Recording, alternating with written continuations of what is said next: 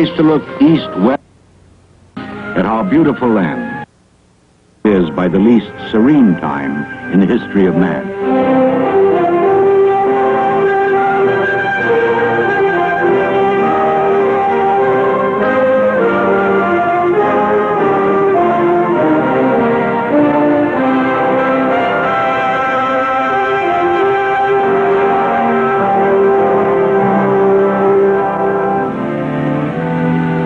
Coming from small town America myself, I've watched it grow. I've looked back upon this heartland with pride, and often with apprehension at its changes. Half a century separates these small towns from what they are today to what they were in my day. There's a way of life in them. It's been called the grassroots, a cultural heritage that is America. Some disagree, and in this space age, they insist that there's no time, no... All small towns wake up pretty much the same way. Cimarron, Kansas, population 1,100, but it could be any town. This one depends largely on agriculture. With all the vigor and exuberance of their pioneer character, the citizens will tell you the living is so good, they had to shoot a man to start a cemetery.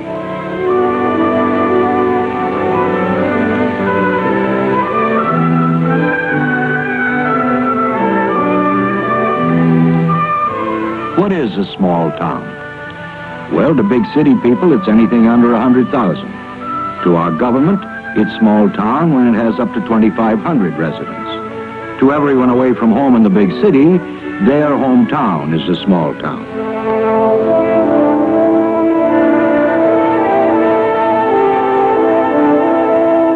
The small town is a place where you not only know everybody's name, but the name of everybody's dog, where there is no uncertainty and security is a thing you get at birth.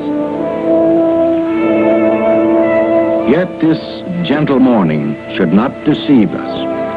Behind these sunny facades of small-town America, the winds of change have brought many difficult and perhaps insoluble problems. I can remember in 1945, Dad bought some ground for $80 an acre. Now it's bringing between 150 and 200. A man's just got to get more land all the time to make a living. If you stand still, you're going to get run over, you might say. You got to keep expanding every year. There's just no end to it. A man's got to handle cattle and farm and irrigate and possibly have a job on the side too. They're either going to have to find other employment or move out. In my mind, I'm just wondering, what am I doing farming? The real problem now is getting through the next 10 years.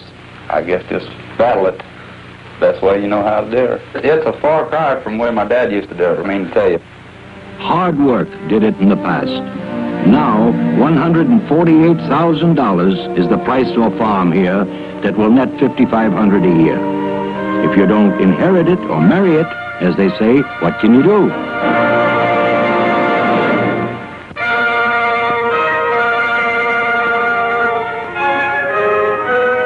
Big business has come to the small town.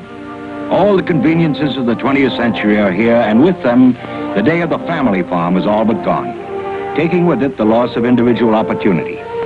Just 40 years ago, 30% of our population lived on farms and was needed to feed us. Today, less than 7% work on farms. Now they say one machine is worth 100 men. Yet the bounty overflows the land, and the assembly line rules the farm.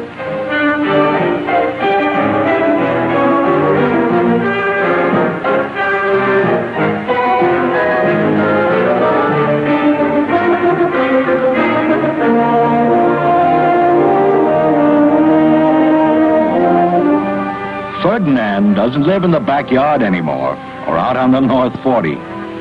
Cattle are boarded out in feed stations, uniformly fattened at a nickel a day on a recipe of vitamins and chemicals.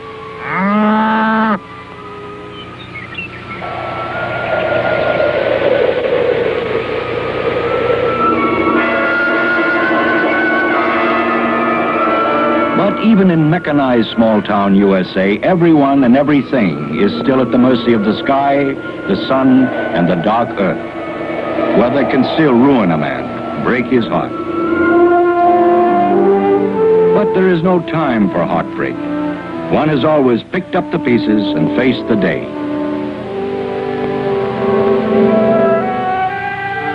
It is different for the young people. From all sides, they learn of other ways of life. Their insular security, the wall behind which they live, has been pierced.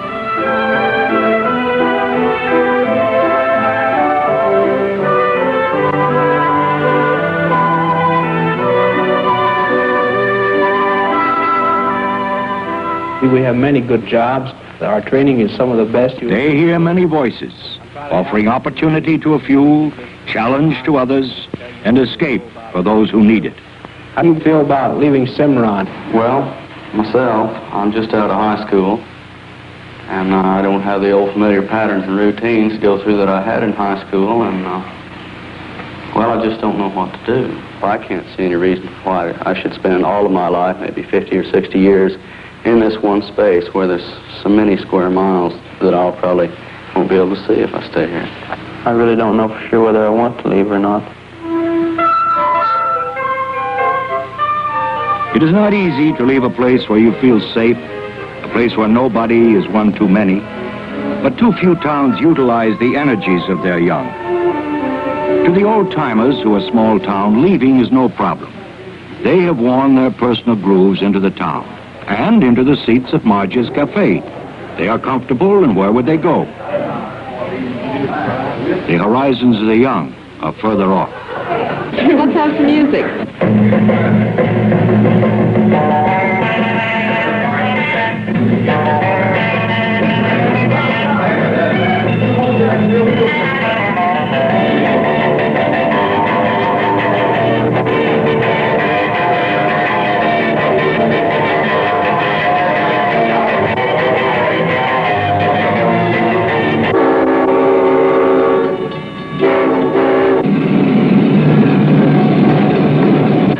Almost 1 million people a year leave their small communities.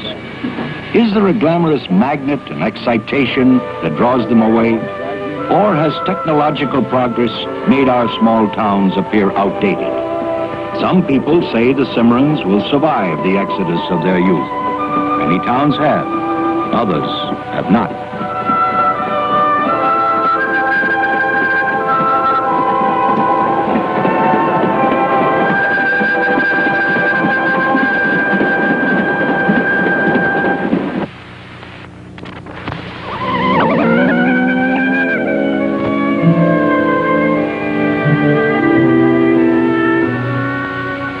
One town can stand for all the rest.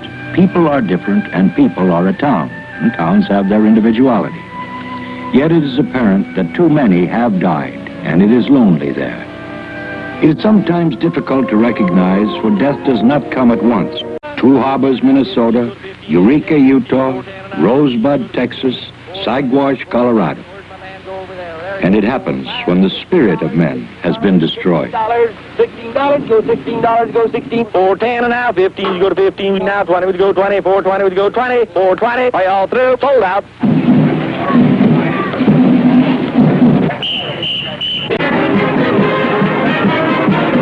There are problems here, one corner of southwestern Kansas. We're ready for rodeo. Here we come. Hey, they're really all right. Keep your eye on chute number 2. Look at that. Hey, how about that ride? Woo! A little faster, a little faster. Hey, there she is. Go whistle. This challenge, this pitting against brute force and the elements, is a way of life they've been absorbing since they were pushed from the cradle to the saddle.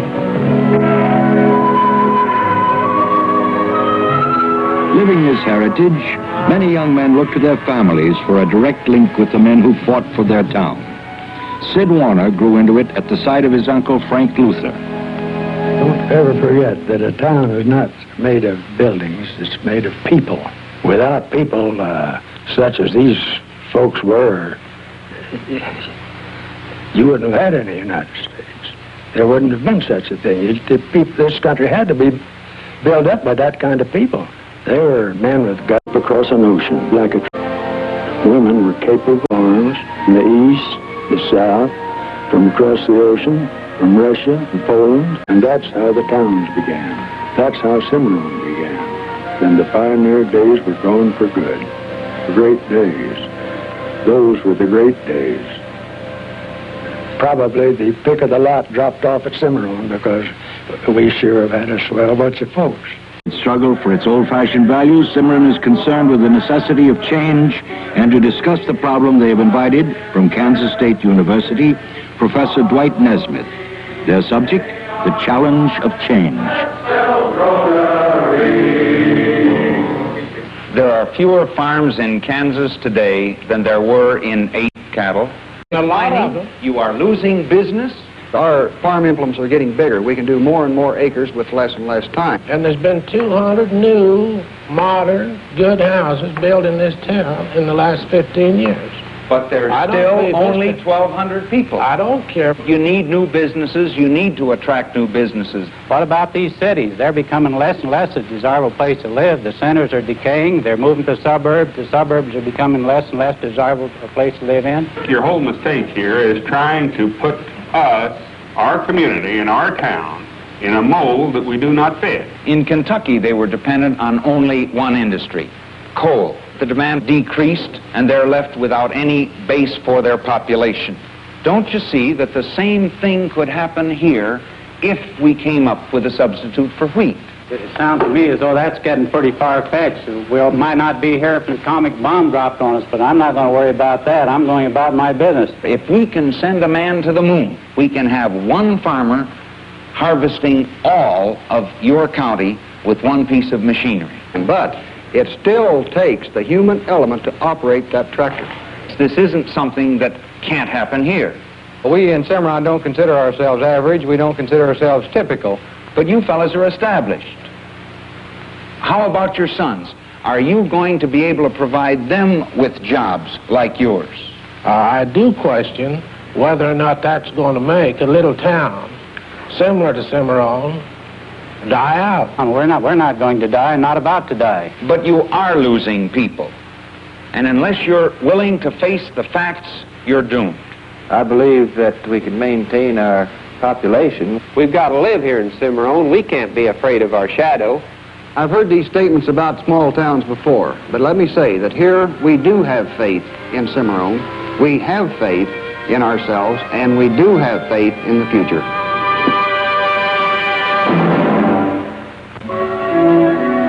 It isn't the material things that make small-town life a good life.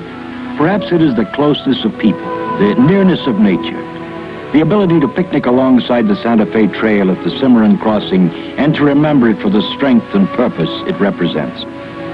Those people weren't afraid of change, and nobody who arrived with a baggage of bias could survive. Everybody needed everybody.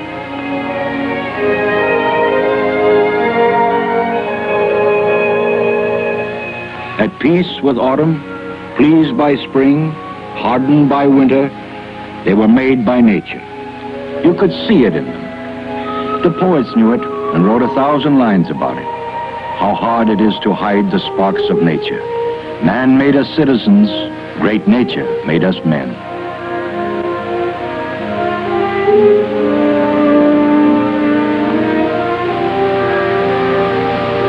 Growing up in nature's bosom, a boy might not have thought about it, but in his later, lifelong desire to return to it, he learned nature is the art of God.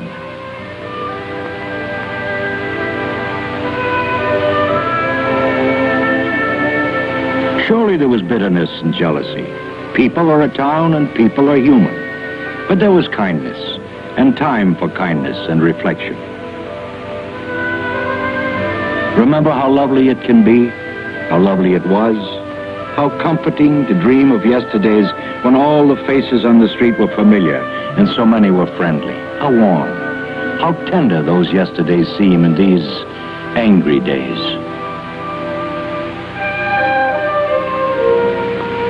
But was it really as we remember it? Perhaps not. Is it because so much of today is unbearable that we long for something, anything, to give us the peace and repose to live life? Walt Whitman said, The final culmination of this vast and varied republic will be the production and perennial establishment of comfortable city homesteads and moderate-sized farms, healthy and independent, within reach of all. Can it yet be as Whitman dreamt? But what of Hellier and the other lost towns? Have we time to make it as our great poet dreamt? Or will we, like civilizations before us, despoil and destroy our future?